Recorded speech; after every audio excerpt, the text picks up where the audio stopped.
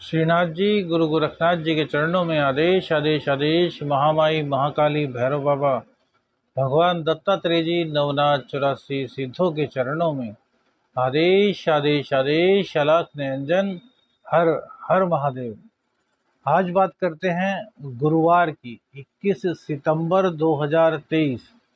श्री हरि विष्णु भगवान का नमन करते हुए आज के दिन की शुरुआत करेंगे। आज भाद्रपद शुक्ल पक्ष की षष्ठी तिथि रहेगी। सूर्योदय का वक्त जो है सुबह को 6:08 पर होगा, जबकि सूर्यास्त शाम को 6:19 पर होगा। विक्रमी संवत 2080 में अभिजीत मुहूर्त का समय 11:49 से 12:38 तक रहेगा। राहु काल आज दोपहर 1:45 से 3:16 तक रहेगा और दिशा शूल आज दक्षिण दिशा की रहेगी। यह राशिफल आपकी चंद्र राशि के आधार पर है।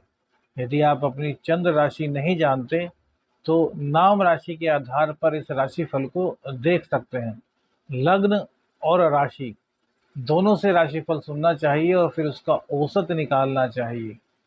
पितृपक्ष में अनुष्ठान होगा। पितरों की मुक्ति के लिए, पितृदोष की समाप्ति के लिए, पितृ प्रसन्न हो इसके लिए हरिद्वार में गंगा घाट पर एक वृद्ध कार्यक्रम किया जा रहा है, जिसमें यदि आप प्रतिभाग करना चाहते हैं, पितृदोष का निवारण करना चाहते हैं तो स्क्रीन पर जो नंबर आ रहा है उस पर अवश्य व्हाट्सएप करें। आदेश आदेश।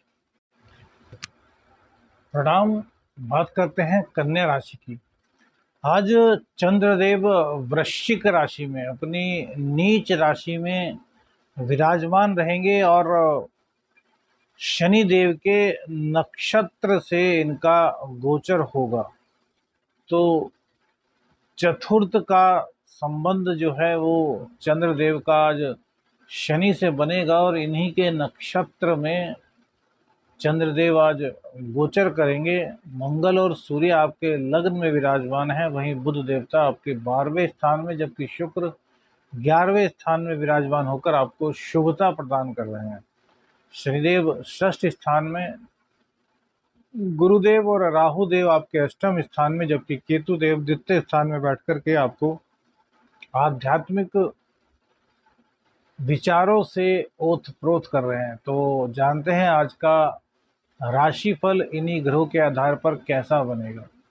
चंद्रदेव का नीच राशि में जाना भैया किसी भी हालत में अच्छा नहीं कहा जा सकता। क्यों? इसका कारण होता है कि जब भी चंद्र नीच राशि में जाते हैं तो हमारी मानसिक स्थिति जो है वो स्थिर नहीं रह पाती। गलत विचारों का आना। अब गलत विचार क्या होते हैं?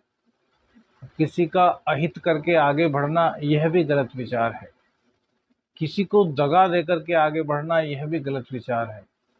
तो राहु देवता आपके अष्टम में बैठकर के वाणी को भी ऐसी कर रहे हैं, उधर चंद्र देव भी तृतीय भाव में बैठकर, पराक्रम भाव पर बैठकर आपको गलत रास्ते पर ले जा सकते हैं। गलत रास्ता हमने बताया, गलत रास्ता जो भी धर्म के विरुद्ध है वो गलत रास्ता है। तो उस ओर चंद्रदेव आज कहीं ना कहीं पीड़ित होने के कारण नकारात्मक विचारों को थोड़ा सा बढ़ा देंगे। रात्रि में नींद ना आना, सोते सोते अचानक उठ जाना। रात्रि की नींद आती भी है तो ऐसा लगना कि यार मुझे नींद आई ही नहीं। सपने आपको दिख सकते हैं लेकिन आपको लगेगा कि यार नींद नहीं आई, पूरी रात करवट बदलते हुए लेटा हूँ। तो इस तरह की स्थिति चंद्रदेव के नीच राशि में होने के कारण होगी। अब चंद्रदेव अपनी उच्च राशि को भी यहाँ पर बैठ करके देखेंगे, वृषभ राशि को, जिसके कि स्वामी शुक्र देव आपके एकादश भाव में बैठे हुए हैं। तो कहीं ना कहीं चंद्र और शुक्र का कनेक्शन भी बनेगा। इसके अलावा चतुर्थ भाव के नैसर्गिक कारक होते हैं चंद्रदेव, और चंद्रदेव जब पीड़ित होंगे तो कहीं ना कहीं सुखों की कमी आपको महसूस होगी। घर में ज़्यादा समय नहीं व्यतीत कर पाएंगे। हो सकता है किसी काम में आप लगे रहें और बाद में आपको पता चले कि यार यह काम तो कल होगा। सुबह से लेकर शाम तक आप उस काम में लगे रहे और बाद में पता चला कि यार अधिकारी तो आए थे लेकिन वो चले गए और वो डॉक्यूमेंट्स पर जो चिड़िया बैठनी थी ना वो नहीं बैठी। तो इस तरह की दिक्कतें आपके साथ मानसिक रूप से आपको परेशान करने के लिए होंगी। अब इसका मतलब यह नहीं कि कार्य नहीं होगा, कार्य डिले हो जाएगा। डिले होने के कारण आपको परेशानी होंगी। डिले होने का कारण क्या है कि चंद्रदेव का शनिदेव के नक्षत्र से गोचर। तो शनिदेव क्या है, चंद्र को कहीं ना कहीं पीड़ित करते हैं। चंद्र और शनि का विष योग बनता है जब ये दोनों एक साथ युति में होते हैं। तब आपको क्या करना चाहिए जिससे कि चंद्रदेव की मजबूती आपको प्रदान हो। देखिए, चंद्रदेव साक्षात जो हमारी माँ है वो सीधी सीधी चंद्रदेव की कारक है। चंद्रदेव को माँ से जोड़ा गया है। ग्रहों में रानी की संज्ञा चंद्रदेव को दी गई है। तो माँ की तबीयत खराब हो सकती है, माँ का स्वास्थ्य नासाज हो सकता है, माँ को कुछ मानसिक परेशानी हो सकती है, या फिर हो सकता है माँ बेवजह आपको डांट दे।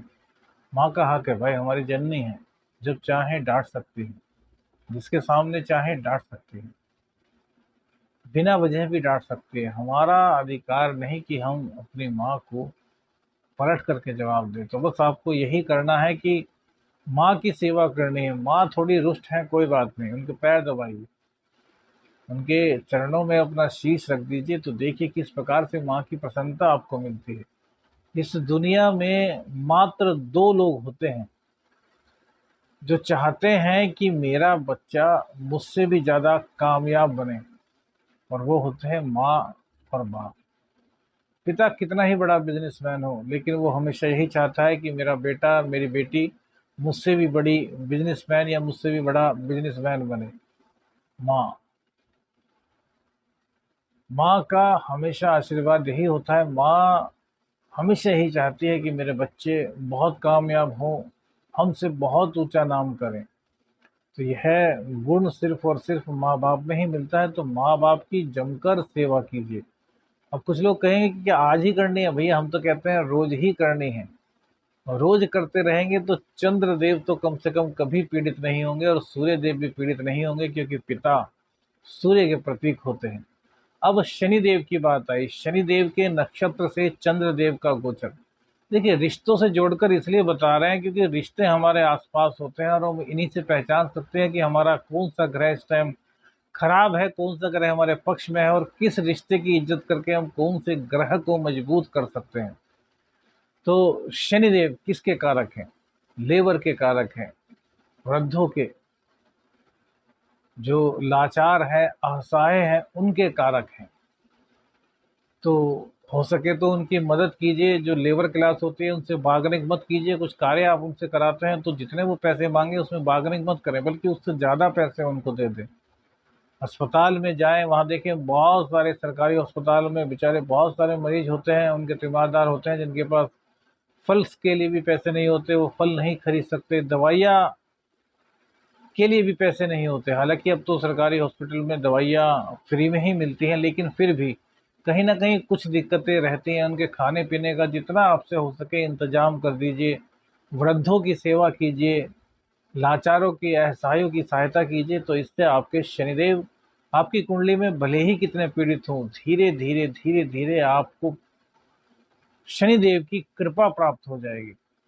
रिश्तों से जोड़कर चलिए भैया। अब देखिए, यहाँ तो आपने इस तरीके से करके, माँ बाप की सेवा करके, शनिदेव के उपाय करके अपने दो ग्रहों को मजबूत कर लिया। वो सॉरी, तीन ग्रहों को, चंद्र, सूर्य और शनि। क्योंकि सूर्य देव आपके लग्न में है, तो जो द्वादशेष के मालिक हैं वो लग्न में बैठेंगे तो थोड़ा खर्च बढ़ाते ही हैं। सप्तम भाव में भी दिक्कत करेंगे, पत्नी स्थान में, पति स्थान में भी दिक्कत करेंगे, अर्थात दाम्पत्य स्थान में थोड़ी अहंकार की भावना। लेकिन जब पिता का सम्मान हो जाएगा, जब आप पिता के समक्ष झुक जाएंगे, पिता के चरणों में गिर जाएंगे, तो फिर अहंकार आपको छू कर भी नहीं जाएगा, क्योंकि पिता का आशीर्वाद स्वरूपी वरद हस्त अभेद्य चक्र आपके पास होगा। अब मंगल देव देखिए बुध की राशि में बैठे हैं, और बुध खुद इस टाइम व्ययेश, मतलब व्यय भाव में बैठे हुए हैं, तो लेजीनेस। तो मंगल देव को पसंद करने के लिए अपने भाई भाई की सेवा कीजिए। बड़े भाई, बड़े भाई नहीं है तो जिनको आप बड़े भाई मानते हैं, बहुत से रिश्तों में होते हैं ऐसे जो बड़े भाई जिनको आप मानते हैं, उनका आशीर्वाद लीजिए। इससे मंगल देव की आपको सार्थकता प्राप्त होगी, मंगल देव की आपको कृपा प्राप्त होगी। शुक्र देव आपके अच्छे हैं, भाग्य भाव के स्वामी एकादश भाव में बैठे हैं, धन भाव के स्वामी एकादश भाव में बैठे हैं। तो शुक्र देव को कैसे प्रसन्न करें? सबसे पहले तो स्त्रियों का सम्मान। दूसरी बात, शुक्रदेव एक पुरुष की कुंडली में पत्नी के कारक होते हैं, तो पत्नी को जितना सम्मान देंगे, जितना प्यार करेंगे, जितना उनकी बातों को सुनेंगे, जितना उनसे निकटता बढ़ाएंगे। पति, हमने देखा है भैया, बहुत सी कुंडली आती हैं, पति पत्नी साथ रहते हैं, 4-4 बच्चे हो जाते हैं, लेकिन जब पूछो कि दोनों एक दूसरे के कितना क्लोज हैं, तो भैया कहते हैं कि समय ही नहीं देते। और चाहे पति हो चाहे पत्नी, कोई भी हो सकता है, इसमें यह नहीं करे कि पुरुष की ही गलती है या फिर स्त्री की ही गलती है। उनको पता ही नहीं होता कि यार मेरे जीवन साथी की हॉबीज क्या है, वो क्या चाहती हैं, क्या पसंद करती हैं, उनके दिल में क्या चल रहा है। अरे भैया, पति पत्नी एक साथ निकट रहते हो, सप्तम भाव के साथ पंचम भाव भी जागृत हो चुका, अर्थात बच्चे भी हो चुके, और एक दूसरे की खुशी और ना खुशी को ही नहीं पहचानते, तो क्या यह प्रेम है? नहीं। बाहर वाले के बारे में पूछ लीजिए, एकदम बता देंगे उसको यह पसंद है, उसको यह पसंद है। स्त्री को पूछ लीजिए, यार वो पुरुष कितना हट्टा कट्टा है, कितना पैसा कमाता है। अरे भैया, कभी अपने पति को देखो, कभी अपनी पत्नी को देखो कि उन दोनों की, आप दोनों की एक दूसरे से क्या अपेक्षाएं हैं, आप क्या चाहते हैं। किसी और को मत देखिए, जो आपके पति या पत्नी हैं उनकी खूबियों को जानिए, उनके अंदर जो कमियां हैं उनको दूर कीजिए और निकटता बढ़ाइए। क्या बच्चे पैदा करना ही निकटता होती है? नहीं भैया, वो एक प्रकृति का चक्र है, घूम रहा है, हो रहा है। कि एक दूसरे से जिस दिन आत्मा से जुड़ेंगे, उस दिन आपका बृहस्पति भी अच्छा हो जाएगा, उस दिन आपका शुक्र भी अच्छा हो जाएगा। बात दिल पर लगी हो तो कमेंट्स करके जरूर बताइएगा, और यह भी जरूर बताइएगा कि कितने लोग अपने पति और अपनी पत्नी के बिल्कुल निकट हैं। जानवरों वाली फीलिंग्स नहीं चाहिए, मानवता पैदा कीजिए। जिस दिन मानवता पैदा करेंगे, उस दिन सभी ग्रह आपके पक्ष में हो जाएंगे, क्योंकि मानव किसी का अहित नहीं करता जब तक कि पानी उसके सिर से ऊपर ना हो जाए। आदेश आदेश, बात को समझिएगा। राहु और बृहस्पति अष्टम स्थान में बैठकर के यंत्र तंत्र मंत्र में आपका ज्ञान बहुत ज्यादा बढ़ाएंगे। इन एक दो दिनों में ऐसी कुछ बात भी होंगी जिससे कि आपको पता चलेगा कि यार मृत्यु क्या होती। कुछ ऐसा इंसिडेंट्स आप अचानक देखेंगे, चाहे टीवी पर देखें, चाहे रियल में देखें, किसी भी तरीके से आपको कुछ ऐसा लगेगा कि यार सब धोखा है, सब बेकार है, मृत्यु ही शाश्वत सत्य है। फिर हम काहे के लिए बेईमानी कर रहे हैं, काहे के लिए ये सब चीजें कर रहे हैं जिससे कि हमें दुख पहुंच सकता है। तो आपको एक अध्यात्म का, परमात्मा तक पहुंचने का एक सुदृढ़ मार्ग भी उस घटना से, अब चाहे तो वो पूर्व की घटना याद आए या फिर अचानक से कहीं आपको दिख जाए, आपको याद जरूर आएगा। कुल मिलाकर के मानसिक स्थिति को मजबूत करना है, गणेश भगवान जी की आराधना करनी है, शिव तांडव स्तोत्र का पाठ और भगवान शिव पर दुग्धाभिषेक, इससे आपकी सभी तरह की परेशानियां दूर होंगी। आदेश आदेश, अलख निरंजन, हर हर महादेव।